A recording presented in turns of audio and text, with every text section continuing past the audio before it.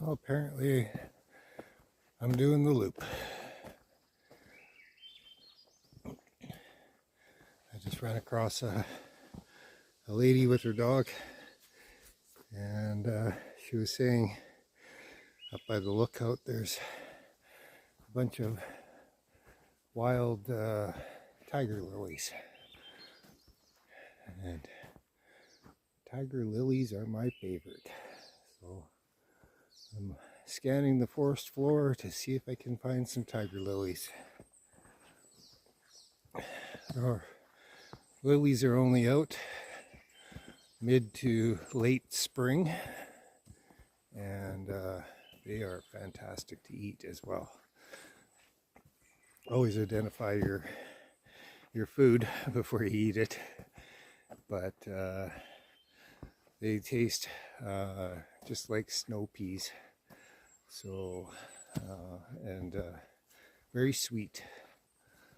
So I'm on the hunt for that, and apparently I'm taking the long way back to the car, so I'll catch up to you later.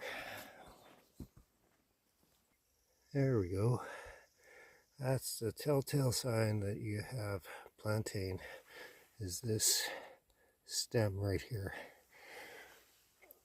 which turns into a yellow dust.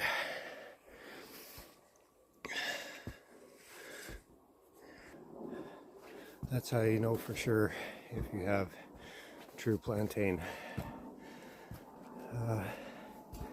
You know, for as plentiful as it is, I don't know, I'd have to check into it a little further, but as far as I know, it's not actually a native species. But wherever humans have been, that's where you'll find plantain.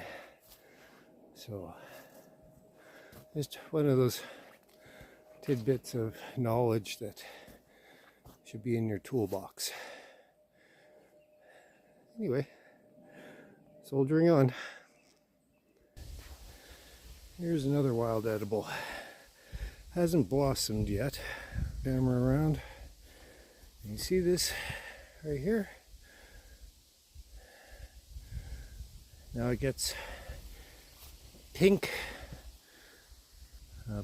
flute-like bunches of flowers, and when the flowers are done, it produces a cotton. The cotton that's produced by fireweed is actually non-flammable. So, for whatever that's worth, I've had some ladies in my group decide, oh, well, it's non-flammable, maybe I can make a sweater out of it and have a non-flammable sweater. Which isn't a bad idea. You just take a heck of a lot of picking in fall to get it. But the young shoots, the leaves, the nectar from the flowers themselves, yum yum, all edible. Like I said, it's always good to make sure you identify your species, and if you want a sample, just make sure what you're really eating, and make sure it's clean too.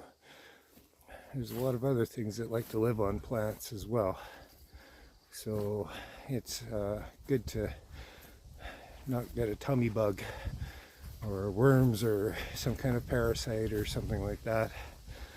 But my genetics afford me a little bit of leeway on that end, just because of my Norwegian ancestry. Apparently I've got the genetic markers on my hand. I can't remember the condition, but our hands tend to curl in like you got a permanent ore in your hand. I've been working on mine and stretching and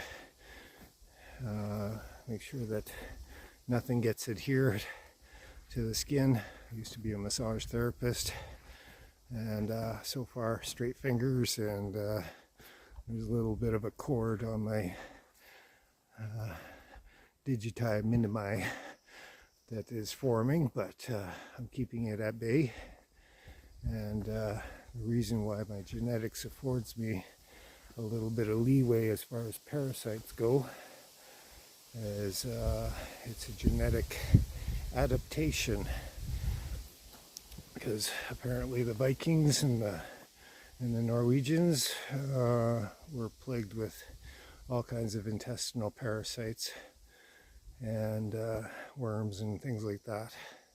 So your body will adapt, and so it doesn't kill the host. And that's one of the things that has happened. So I'm not susceptible so much to intestinal parasites, but the trade-off was a tightening and a hardening of my tendons. And yeah, so just an interesting piece of trivia, and I still haven't come across those wild tiger lilies, but I'm just about at the top here. A bit of a lookout. I actually haven't been here before, but looks like it's opening up to a nice view. I'm just about getting above the trees.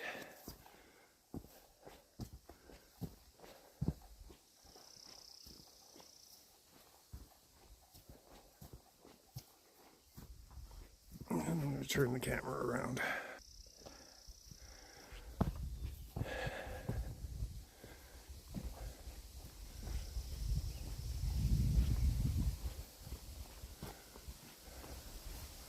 Oh, looky what we have here. Step off the trail. Here we go. I'm so glad I found you. Look at that. Isn't that wonderful?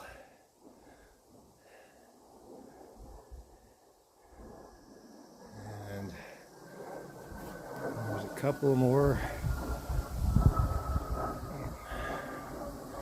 right there, just about to bloom.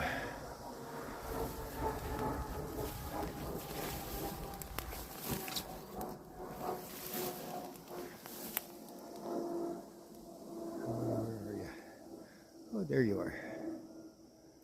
Wow. That one's just coming out. Next time we get sun, these things are going to be in full bloom.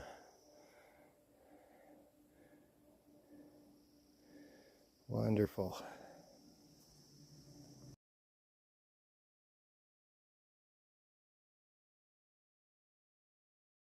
So there's many more. If you can see that.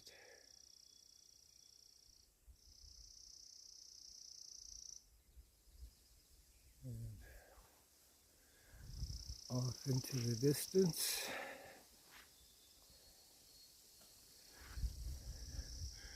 Person could have a pretty good feed. But I'm going to leave these alone. Look at how deep red this one is, or orange. Beautiful.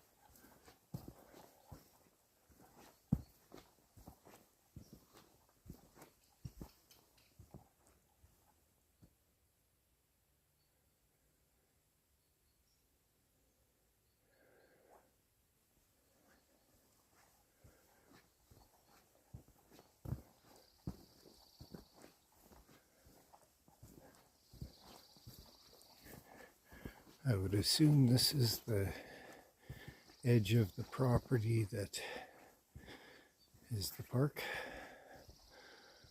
All those Indian paintbrush up here.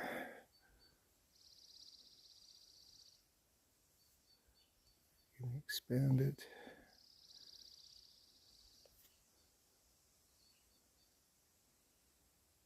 All those red flowers in the background there. Indian paintbrush. And some wild roses too.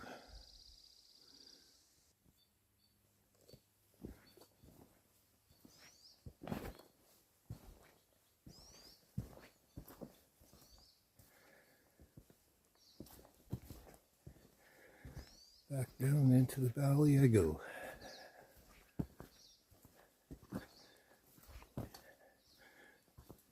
I have a suspicion that Martin went towards this direction, so God willing, maybe I will come across him one more time before I am out of the trail system here.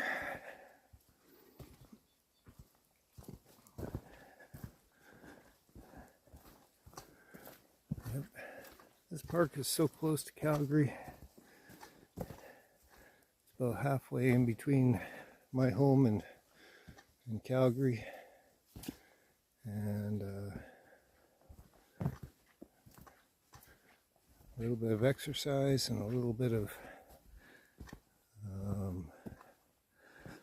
quiet time out in the woods, get regrounded, sets the person's health right.